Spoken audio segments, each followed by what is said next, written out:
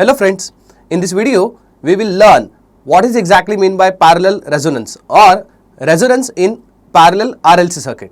Let us begin.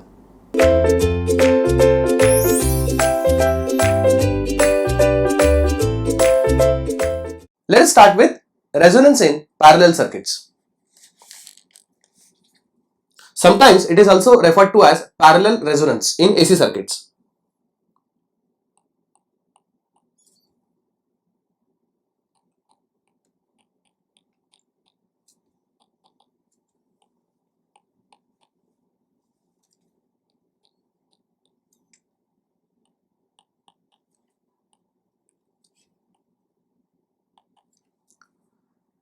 The meaning of resonance even in parallel circuit is not going to change.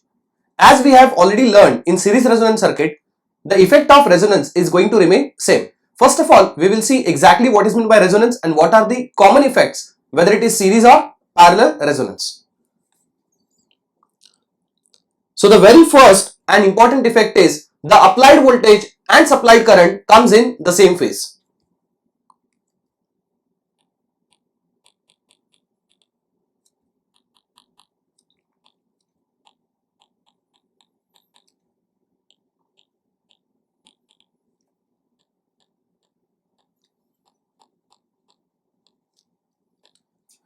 When we say the supplied voltage and the supplied current are in the same phase, means what is the phase difference between them? Of course, it is 0 degree.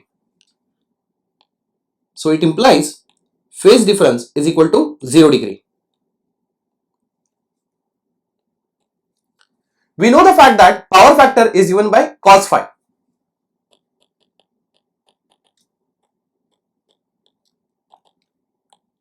As we have seen, phi is equal to 0. It means it becomes cos of 0 degree, that is 1. That means it has got unity power factor.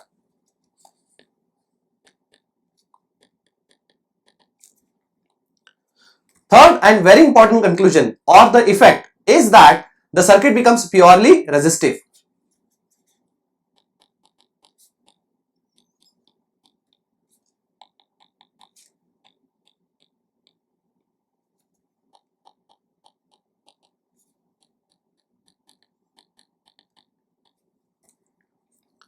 So these are the common effects, whether it is a series resonance or parallel resonance.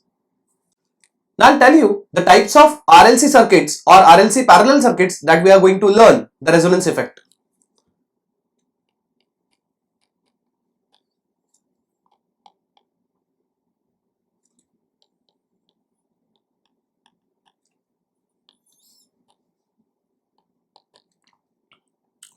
First circuit we will see where R will be parallel with L and this combination will be in parallel with C. That is simply R parallel with L parallel with C circuit. The second circuit that we will see is RL parallel with C circuit. In fact, the second type of circuit is called as practical tank circuit.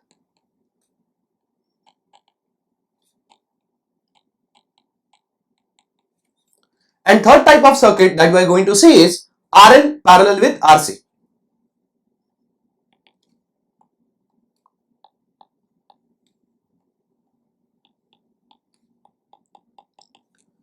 So these are the standard circuits which we are going to learn. In this video, we will concentrate only on first type, and in the next video, we will see second and third type.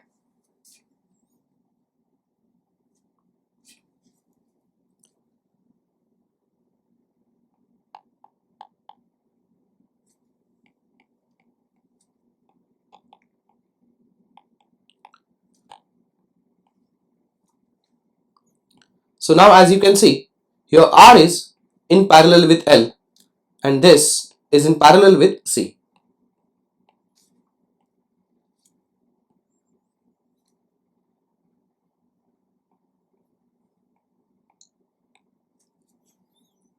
Let us assume the supplied current is I.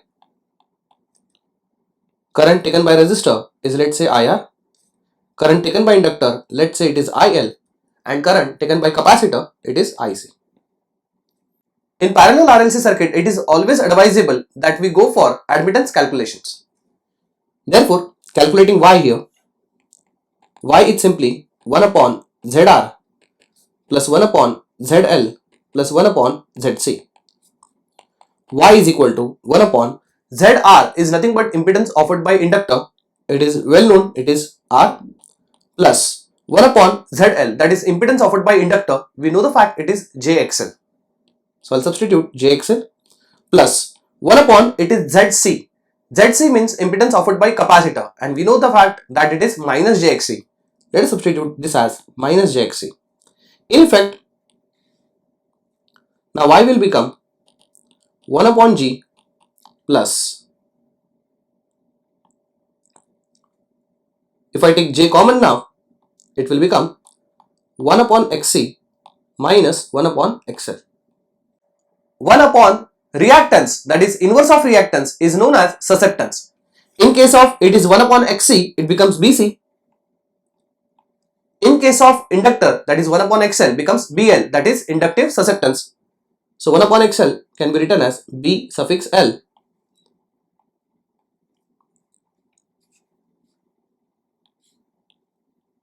So this becomes total admittance of the circuit. So Y is total admittance.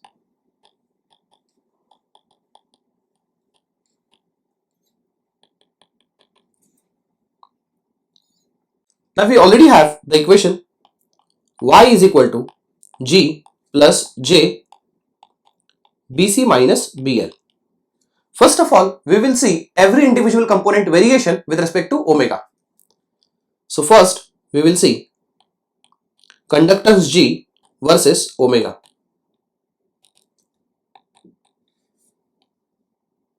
So on x-axis we have omega, on y-axis we have G, that is conductance. We should understand that G is actually inverse of resistance, and since resistance is independent of omega, of course conductance will be independent of omega. Therefore, irrespective what frequency is, it will always have a constant value. So G is not a function of omega. I'm sure from the graph also it is quite clear. Then we should see what is capacitive susceptance, that is BC versus omega. First of all, we should establish a relation. You know that BC is 1 upon XC and XC is 1 upon omega C. So BC becomes simply omega C.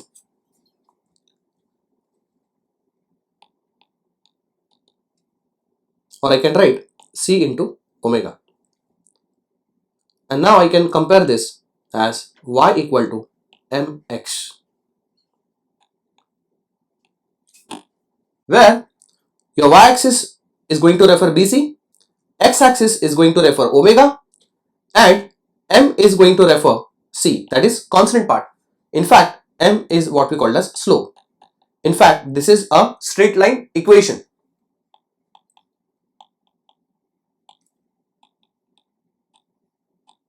In fact, it's a straight line equation passing through the origin, because you know the fact y equal to mx plus c, where c is called as y-intercept. If c is equal to 0, it becomes a straight line passing through origin. Now if I try to plot BC versus omega, I must get a straight line passing through origin. If you have seen the videos of series resonance, there I have plotted XC with respect to omega. In that case, it was inverse hyperbola. And XL versus omega, when I plotted, it was a straight line. As you can see, the characteristic of BC now matches with XL.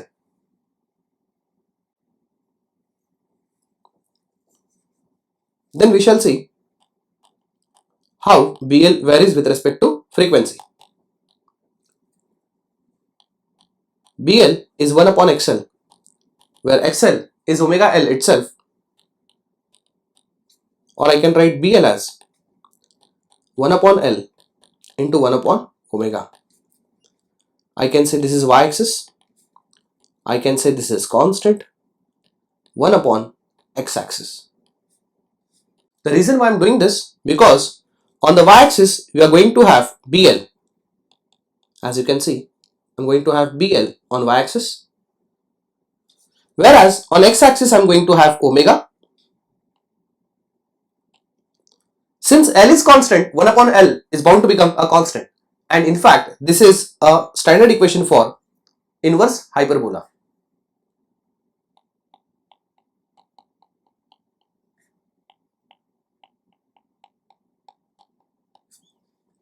So inverse hyperbola looks like this. So you can see BL variation with respect to omega. Of course, BL is inversely proportional to omega. If omega equal to 0, you can actually substitute in this equation and you can check. When omega becomes 0, denominator becomes 0, BL will become infinity. As soon as we go on increasing omega, BL keeps on decreasing in inverse hyperbola style. We will try to plot all of them together because y is in fact g plus j BC minus BL. So we have them in together form. Let's plot them together. That's what I'm going to do is now y versus omega.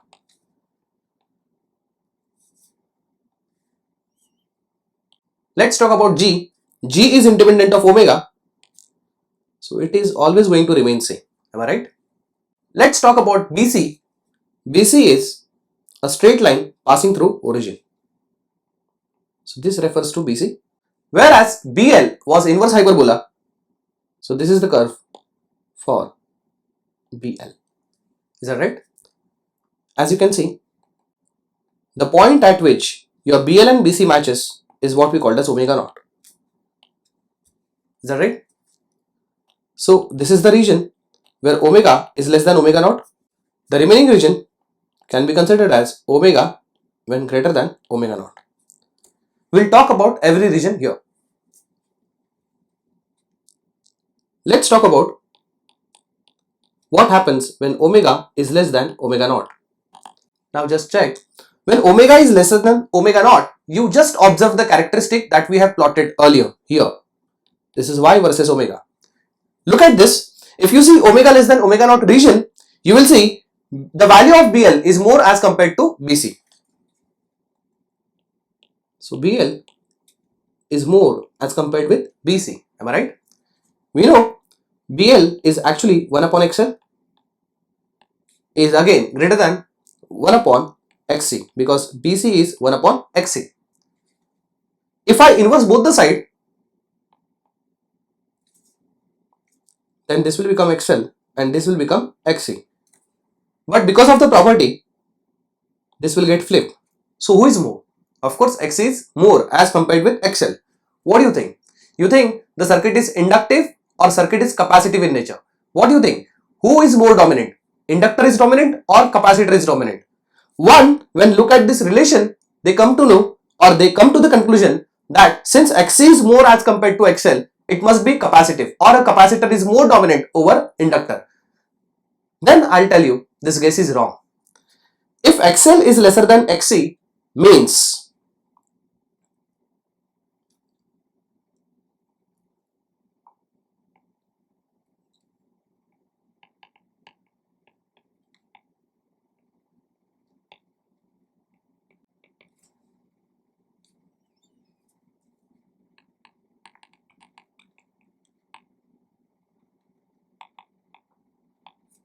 see, XL, we don't call it as a resistance, but by property, it is actually resistance offered by inductor and XC defines resistance offered by capacitor. If resistance offered by inductor is lesser as compared to resistance offered by capacitor, it means a more current is taken by inductor. If more current is taken by inductor as compared with capacitor, it is proof that inductor is more dominant with respect to capacitor because much of the current is taken by inductor as compared with capacitor. Therefore, we say that this region where omega is lesser than omega naught, circuit is inductive. Please don't forget what we are learning is a parallel RLC circuit where the supplied current is getting divided into three currents: current through resistor, current through inductor, and the remaining current flows through capacitor. If BL is greater than BC, it means XL is lesser than XC resistance offered by inductor will be lesser as compared to resistance offered by capacitor. Therefore, more current will flow through inductor. This proves that the circuit is inductive in this region. Let's learn the another region where omega is more than omega naught.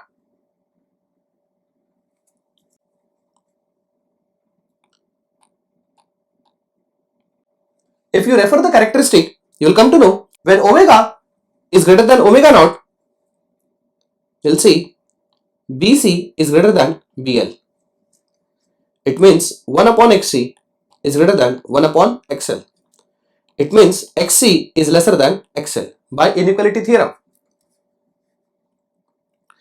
What does that mean?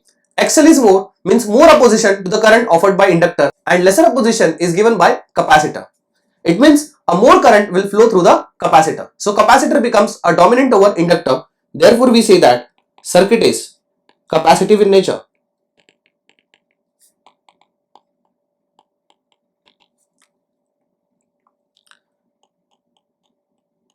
So we have discussed two regions.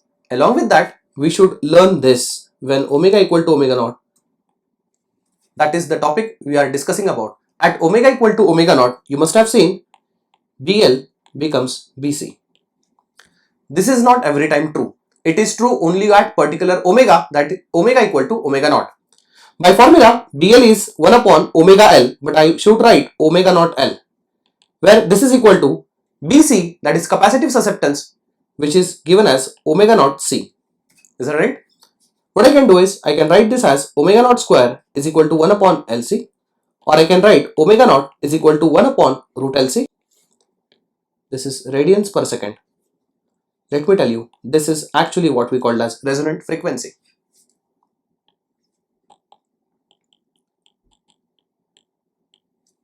If you want your resonant frequency in hertz, just divide omega naught by 2 pi. So it becomes 1 upon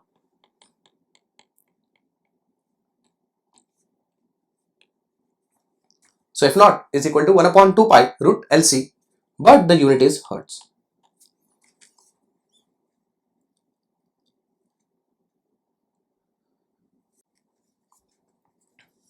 So when y is equal to G plus J BC minus BL was the equation we had.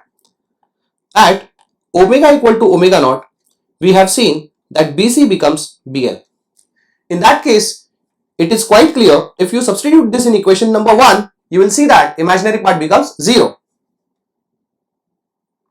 Therefore, y is simply G. In fact, it is called as y minimum. So y is actually admittance. So we have minimum admittance in this region. In fact, we shouldn't say this as a region. In fact, it is just a point. At omega equal to omega naught, we got y equal to G, where y is minimum.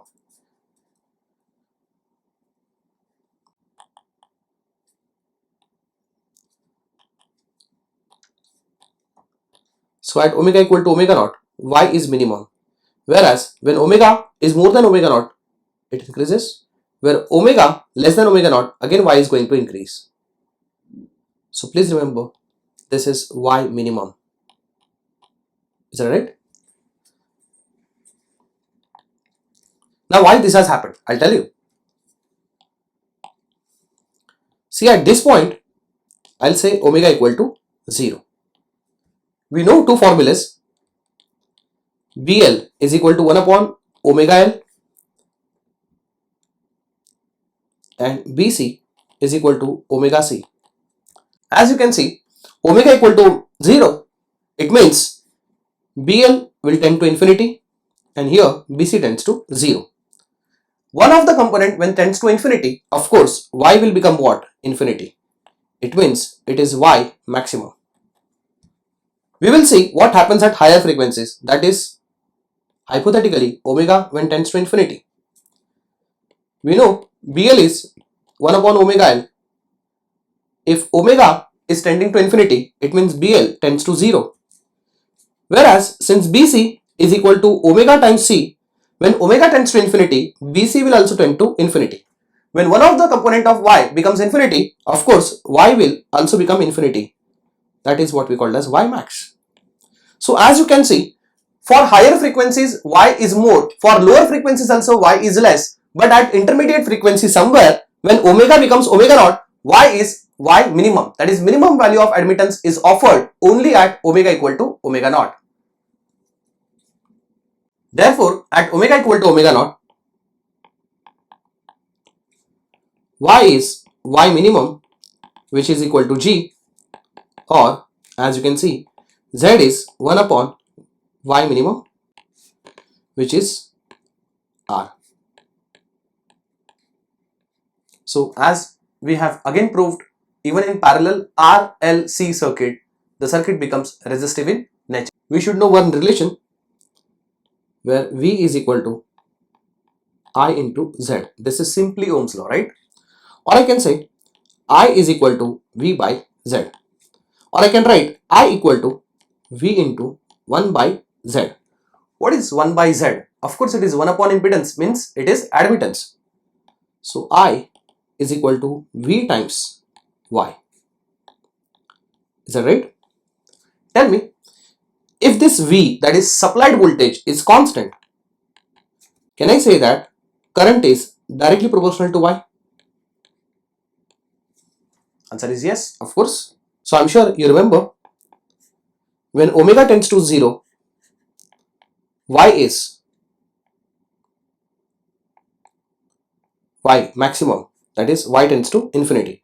Also we have seen from the last graph that omega when tends to infinity, Y is again Y max, where it tends to infinity. At intermediate frequency somewhere, let's say omega naught, when omega becomes omega naught, we have seen Y is Y minimum. Is that right? Tell me, when we say current is directly proportional with Y, means if Y is made lesser, current is also lesser. If Y is increased, I is also increased. It means at this point where omega is tending to 0, or for low frequencies, when Y becomes Y maximum, of course I will become I maximum. Can't I say at omega tends to infinity, when Y becomes Y maximum, current is also maximum? Whereas at omega equal to omega naught, when Y is Y minimum, of course current will be also minimum current. What does that mean? I should have a minimum current here and current will go on increasing here at this case.